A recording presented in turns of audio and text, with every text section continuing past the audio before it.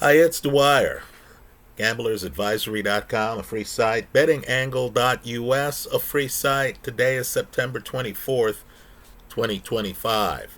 Remember, the opinion you should follow should be your own. Just consider this video to be a second opinion from a complete stranger online. Now, folks, you never find out the truth until years later. Right? Understand, we're just now finding out what several people knew at the time, right? About President Kennedy's lifestyle, about President Kennedy's assassination, right? In boxing, understand, the public did not know that Harry Greb was blind in one eye until after he died, and they were able to look at his body. They did not know that Joe Frazier was blind in one eye until Joe Frazier told you after his career was over and admitted that he had been blind in one eye for years. Now, boxing has an interesting history, right? There's certain anomalies, right? Ray Robinson, who I've been looking at his fights the last few days, right? It's stunning. It's stunning that a guy who, was raised without money in Harlem, however talented he was, right, didn't have to take bribes to make a lot of money in the sport, to fight the best. Right? Jake LaMotta, the first guy to beat Ray Robinson, took a bribe against Billy Fox. Think about it. LaMotta admits that in 1947 he received a minimum of $20,000. Folks, that was enough money to buy a house in parts of New York City then. To lose to Billy Fox, part of the bribe was that he'd get a shot at the title. Understand, boxing was that mobbed up. Well, let me say, one of the absolute best here on YouTube, he's on the very short list of video makers, is Rich the Fight Historian. Right? He goes where people haven't gone in the past. Understand, too, he's able to do that because we now live in an internet era. Right? When YouTube first came out, I'm telling you, we heard that many of the films that are now on YouTube, right, Jack Johnson versus Jim Jeffries, didn't exist. Or just pieces of the film existed. Now, of course, you can sit down here online, you can watch not only that fight, you can watch, most of the Jack Johnson, Jess Willard fight. You can watch Jack Dempsey get knocked out of the ring by Luis Firpo. Many of these controversial fights you can actually watch now. Not only does film exist, but they're online. Let me also say, too, that things you couldn't say in the moment because everyone would deny those facts. Right? Think about it. In the early 60s, JFK had a gorgeous wife, Jackie Kennedy, right? If anyone were to have suggested that he was having affairs, worse yet, that he was involved with the same woman Sam Giancana was involved with, right? They would have been a social pariah. Well, now, of course, we've heard from Julie Campbell. We have, logs showing her calls to the White House, her visiting the White House. Clearly, there were a number of people who knew about JFK's lifestyle, even in art. Right? We now have movies that have been made that talk about his affair with Marilyn Monroe. Right? The breakup he had with, Frank Sinatra. Now we know a lot more openly than we knew back then. Well, Rich the Fight historian has talked about the only heavyweight champ in history to retire unbeaten. And that's not Gene Tunney, who lost to Harry Greb, who I mentioned earlier. That's not James Jeffries, who lost to Jack Johnson, who I mentioned earlier. No, we're talking about the Brockton blockbuster, Rocky Marciano. Now let me say this about Marciano, because you need to know even his death is curious. Right? Marciano, late in his post-career, when he was going around making appearances, he was in demand. He always asked to be paid in cash. Right? According to folklore, he didn't want his manager to know how much he was receiving. He would tell people, if he found out about this, I'd have to pay him half. In other words, Marciano, unbeaten fighter, right? Still young, early 30s. Right? Marciano was splitting his purses with his manager. Right, folks? It's ridiculous. Look at a Marciano fight, realize he's only getting half of what his side was getting paid. Well, let me say this, and I say it diplomatically, right? Today's boxing world is Disneyland compared to even the boxing world I grew up with in the 1970s, right? People have heard stories about a well-known promoter, we won't name him, after a fight meeting with Muhammad Ali in a car with a suitcase of cash, right? Because the promoter had bad news for Ali. Even though Ali had signed a contract for a certain amount, the gate wasn't quite what people expected, and the promoter decided to give Ali a cash suitcase. If you know anything about Ali's actual finances, right, understand Ali was struggling toward the end until he signed a deal with some outfit where he sold his likeness. Right? That gave him financial comfort until the end. Joe Frazier was not as lucky. Right? Well, let's talk about the mob. Let's not blink here. Let's talk about the mob. That wasn't planned. That wasn't planned at all. But let's talk about the mob. And let's talk about how embedded they were in boxing. I need for people to understand that one of the greats, he is one of the greats, on the very short list of the best lightweight champions in history, is Ike Williams. Now, in the early 1960s, he was called to testify before Congress, right? Just like Jake LaMotta was, when Jake famously admitted being bribed to throw the Billy Fox fight. Well, Ike Williams was called before Congress. And Ike Williams, talked about the bribes he was offered to throw fights. Folks, this is one of the best in lightweight history. Multi-year champion. Right? And he talked about numbers that were shocking. Right? People offering him $50,000. Right? He was a champion in the 40s. Right? In other words, the bribes weren't minuscule. Right? The bribes were a good purse. Well, Williams also talked about something people will find shocking.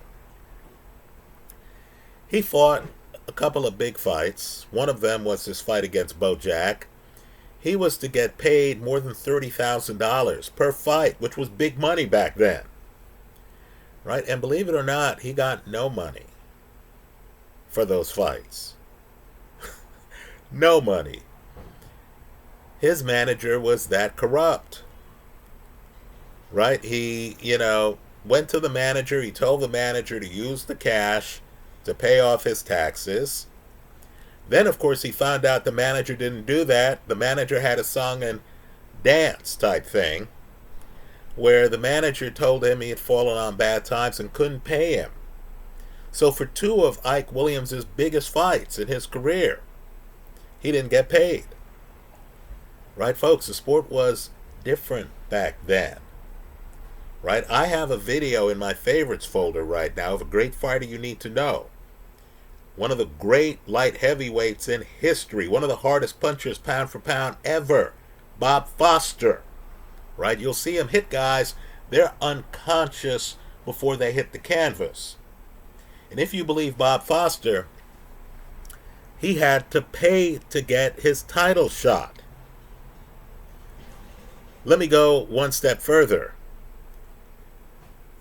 Just understand Archie Moore, when he finally got his title shot against Joey Maxim, he got paid a pittance compared to what Maxim got. Maxim got over $100,000. I believe Archie Moore got $10,000 or less. Right? So just understand, folks, the sport has an interesting history. Right? You need to realize, too, even current laws. I've read the Muhammad Ali Act. Right? Let's just say you can tell the act was written by politicians. It's not that good. Even today, boxers, really don't have a lot of pension rights. I know they do in California, but not in a lot of states. Well, let me tell you how good Ike Williams was, right?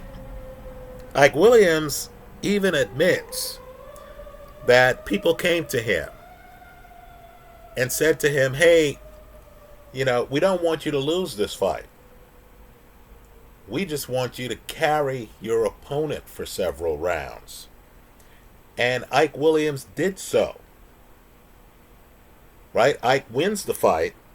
Right? He outclassed the opponent. But just understand, Ike Williams had to play ball with the mob. Right? Didn't throw a fight, but let's say hooked up the gamblers anyway. You've heard me here online talk about over-unders. Well, Ike Williams, believe it or not, is one of the inaugural members of the International Boxing Hall of Fame. In other words, folks, the corruption is so big that it extends to some of the icons of the sport. Right? You have a guy who's an inaugural member of the Hall of Fame who admits he played ball with gamblers in a fight, carrying his opponent. Understand, too, he got offered a bribe to fight Kid Gavilan. Right? He didn't take the bribe. He wishes he did. Because even though there were members of the press by the ring who had Ike Williams winning the fight, the judges did not. In fact, Williams believes that when he officially lost his title, that fight was corrupt. Because Williams thought he was having his way with that opponent. Right? The corruption's not limited to fighters. The corruption actually hit up judges. Well, let's talk about Rocky Marciano. What I want people to do here for a moment is just understand how important this platform is to the sport of boxing. Marciano has some fights where people feel that something didn't quite go right. One of them was against Tiger Ted Lowry. Right? Rich, the fight historian, mentions this fight. Right? Everyone admits, it's a close fight. Right? But of course, the question is, did Lowry throw the fight? Well, believe it or not, some YouTuber found Lowry, who has lived to a ripe old age. And Lowry, the YouTuber, is deferential, right? He doesn't ask Lowry, did you throw this fight? But they talk about the fight. And Lowry talks about Marciano, who he fought a second time. Right? Marciano was a puncher. Right? But Lowry points out that Marciano, who at that point in his career had knocked out everyone he had faced, wasn't as tough as some of the other opponents he fought, including Archie Moore. Right? So you have the Ted Lowry interview. It's in my favorites folder. Right, folks? That's a gem. Right? You know, you heard about the Lowry fight. You thought, wow, you know, what actually happened in that fight? I had no idea Lowry was still alive, or at least was alive and interviewed about his fight with Marciano. And Lowry looks good.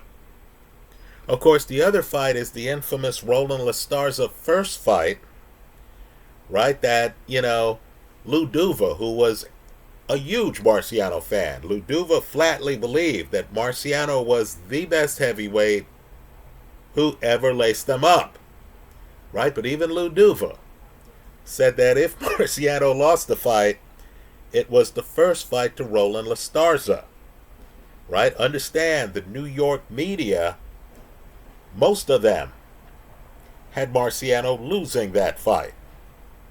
So the question arises, right? Was Marciano a mob guy?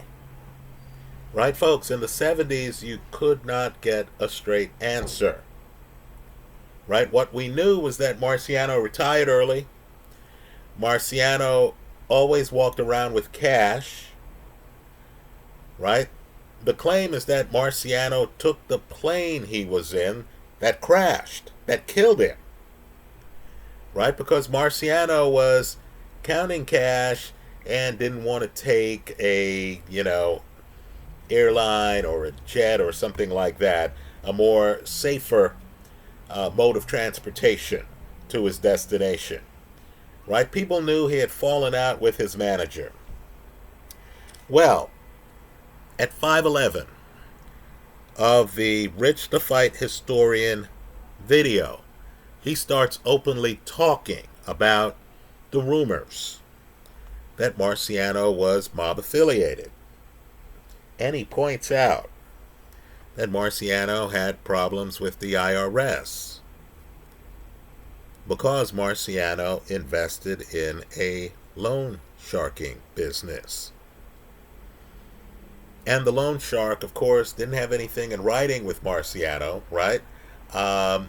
You know, in crime, you don't really have written contracts that you're hoping to show up in court to enforce. But the IRS came knocking on the loan shark's door. The loan shark got in trouble with the IRS, and the loan shark named Marciano. Well, just understand that Rich the Fight Historian makes the argument that Marciano's manager, the one charging him 50%,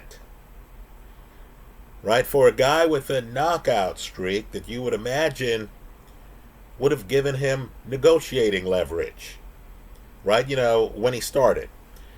Well, just to understand, Rich the Fight Historian believes that the manager was just a shell for one of the biggest names in boxing history, Frankie Carbo.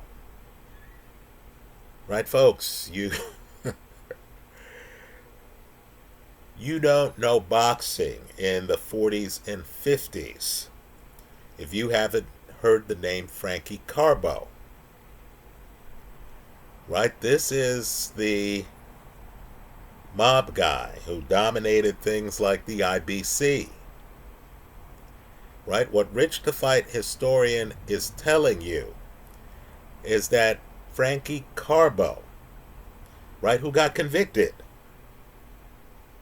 who served time, right, later, Frankie Carbo controlled Rocky Marciano's career. Right? Let me go one step further.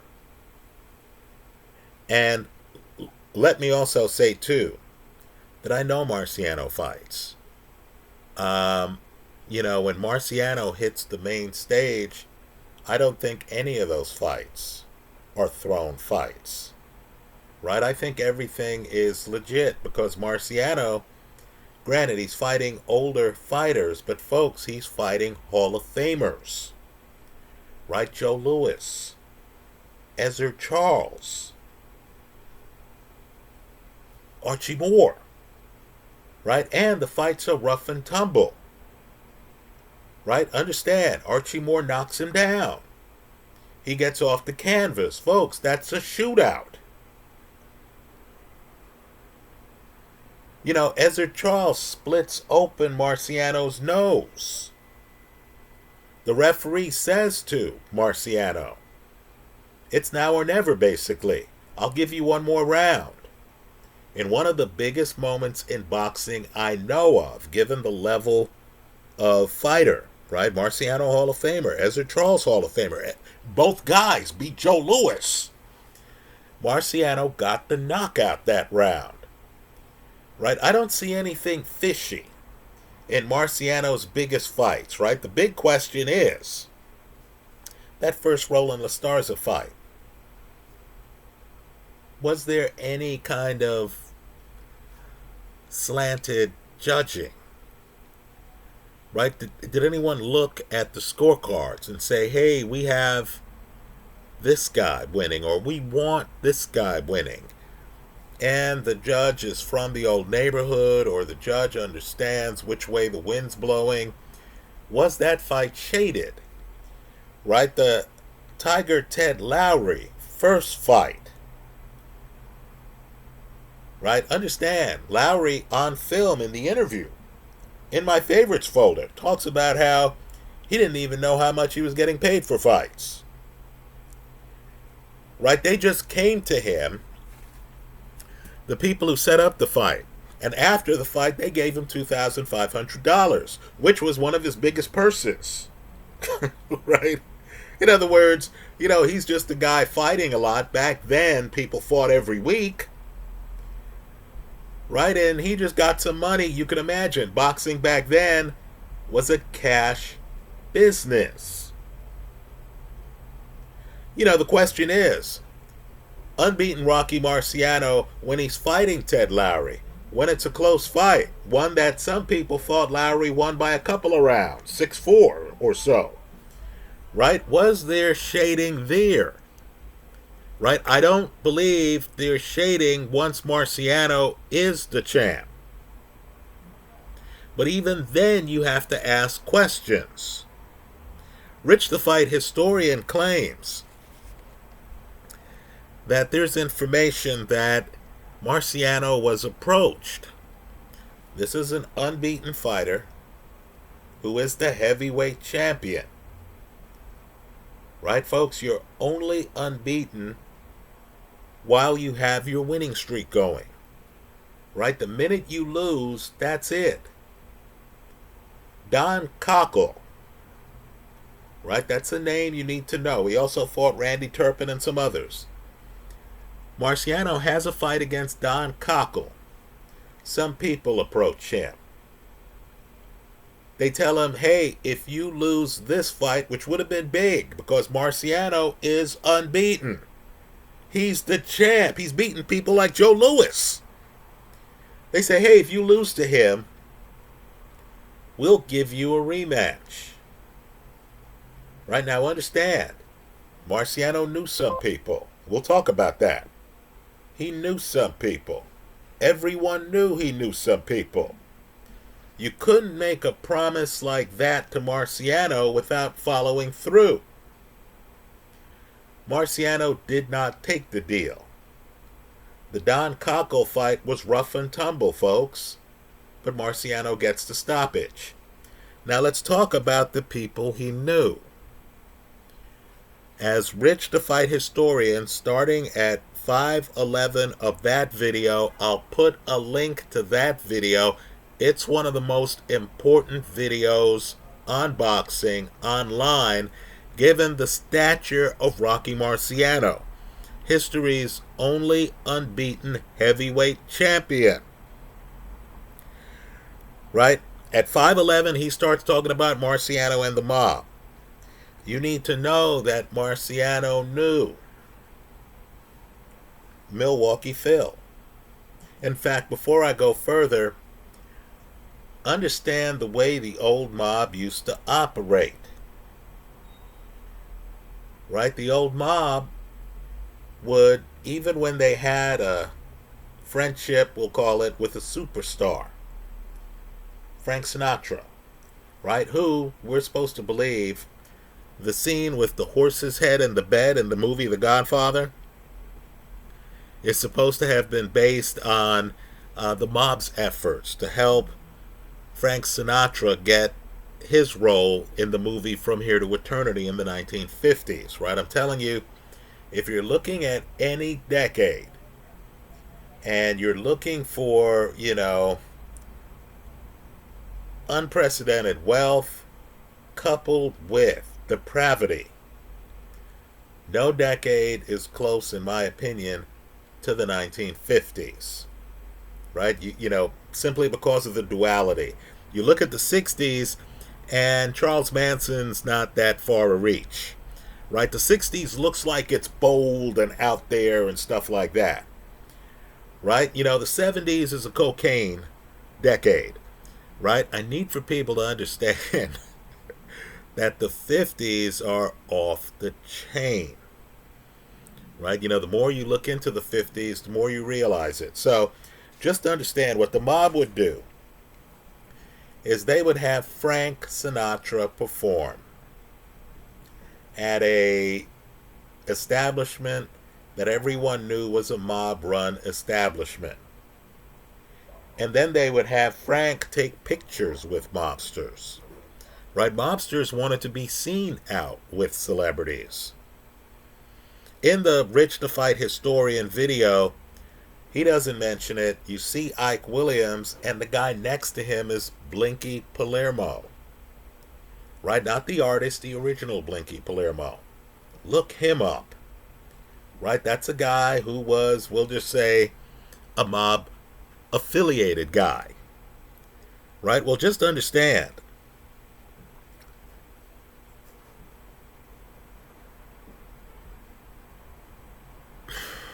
Carlo Gambino and Frank Costello personally knew, personally doted on Rocky Marciano. Right, folks? Marciano doesn't know marginal mob players. Frankie Carbo, Milwaukee Phil, Carlos Gambino, Frank Costello, these are practically mob Hall of Famers. Right? What happened in the 1950s was a guy with a family man persona, right, was the heavyweight champion of the world. He was legit. He's beating real guys. Understand, he's getting spanked by Jersey Joe Walcott. Right? He earns that late knockout that gets him the title.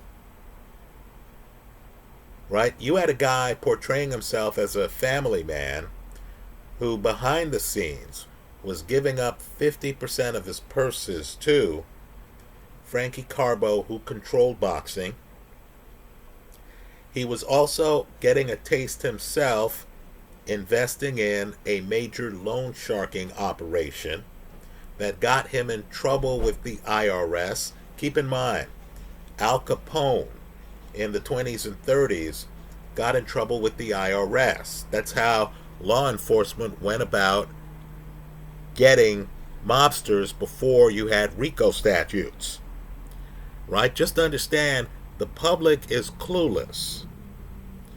This guy, if you believe the folklore, right, and Rich the Fight Historian puts it together well, right? There have been rumors for years.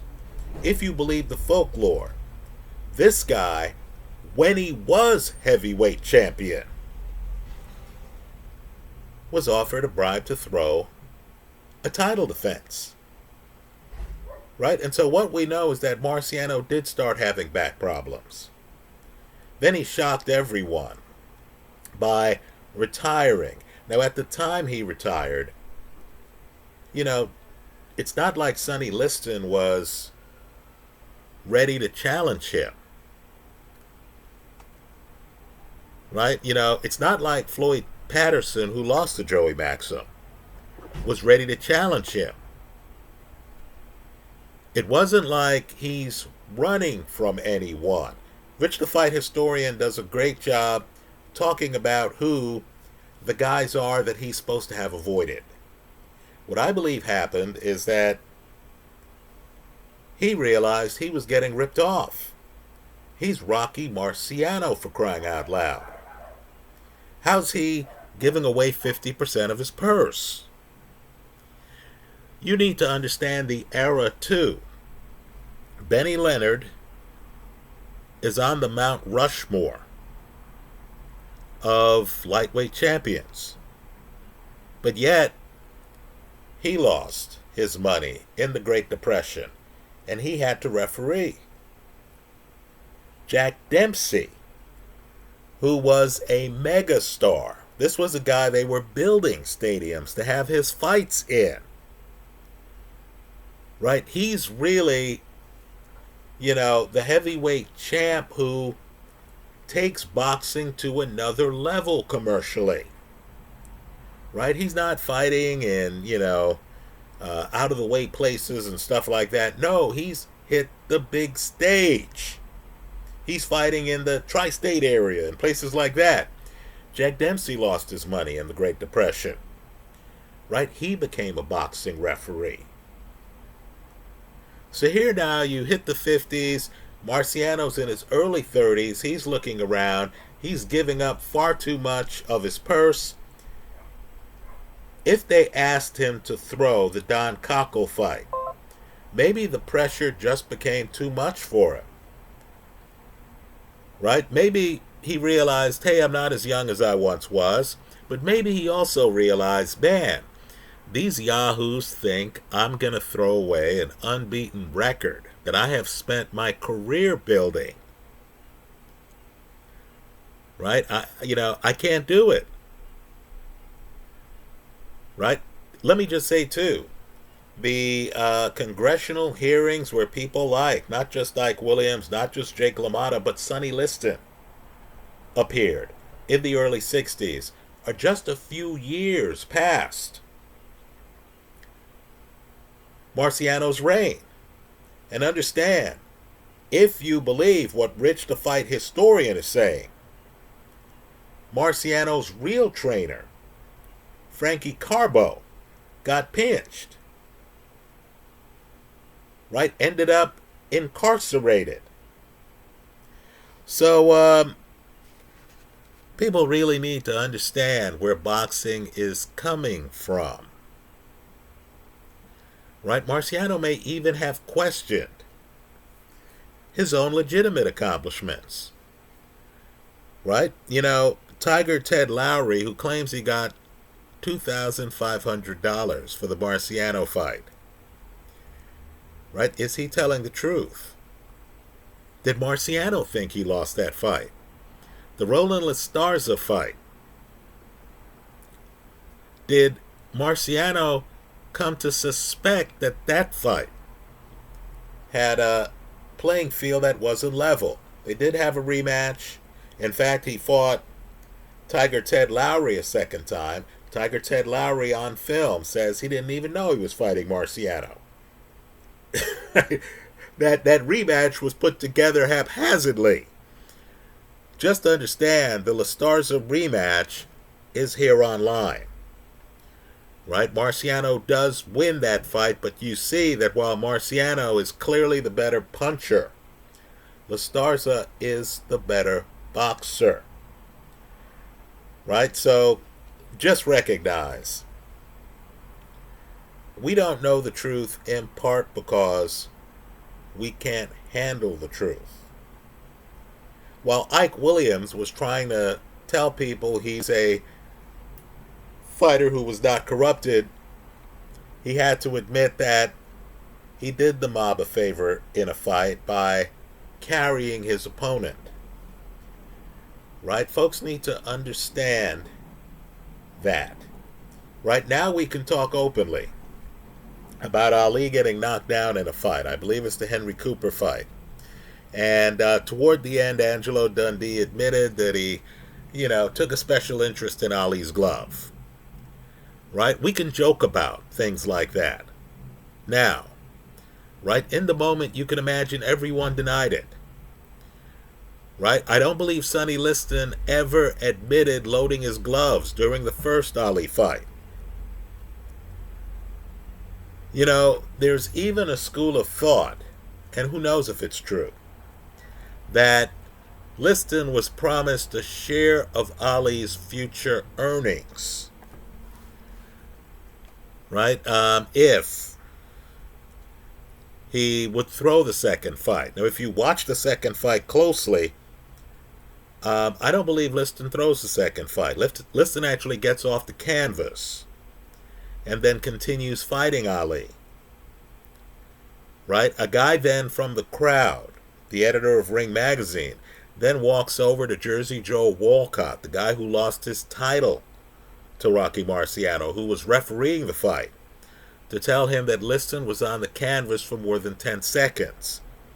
I don't believe that knockout should have counted. But here's what we know. This is back when, we'll just say the mob had a foothold in Las Vegas. Right? What we know is that Liston spoke to some people. Right? Liston ends up in Vegas, where he's close friends with Joe Louis. Look up his past. Right? Joe Louis had a convicted felon in his corner. People need to wake up to boxing history. Joe Louis himself has an interesting past. Right? Well, just understand, in Vegas, Liston then gets a place to live with the help of some people in Vegas. Right? This is the era of Vegas where, if you believe some people, everything's on the up and up. If you believe others, then guys from New York City who were former athletes, may have been, convincing some people to shade points and stuff like that. Right? There's even a story of, Wilt Chamberlain and stuff like that. I'm not going to get into details here because who knows if any of these stories are true. But the claim is that Liston started talking out before his death about how he was supposed to have gotten a share of Ali's earnings. Right? And then, of course, Liston is found dead. His wife is out of town, right, during, the Christmas, New Year time of year. And Liston has heroin or something in his system. Right? When people claim that Liston was afraid of needles, isn't that what we always hear? Right? All of these supposed steroid users are all afraid of needles. I'm not saying Liston was on steroids. But Liston, who had beaten Chuck Wepner shortly before his death, right? Webner claims he'd never been hit like that before in his life. Anyway, Liston had heroin in his system, and the people who knew Liston claimed that Liston would never go near heroin. Worse yet, Liston's career was ongoing at the time. Right? So boxing has a lot of suspicion and folklore. Let's just say Rich the Fight historian did such a good job on Marciano. Right? The fact that, he got clothes bought for him by some mafia dons. Think about that. He did such a good job here that it takes someone like him, hopefully him himself, to look at some of these other stories in boxing. Folks, you'll be surprised by them. The stories are that outrageous. Anyway, those are my thoughts. Please give the video a look. Again, the mob discussion starts at 5:11. of the video. Thanks for stopping by.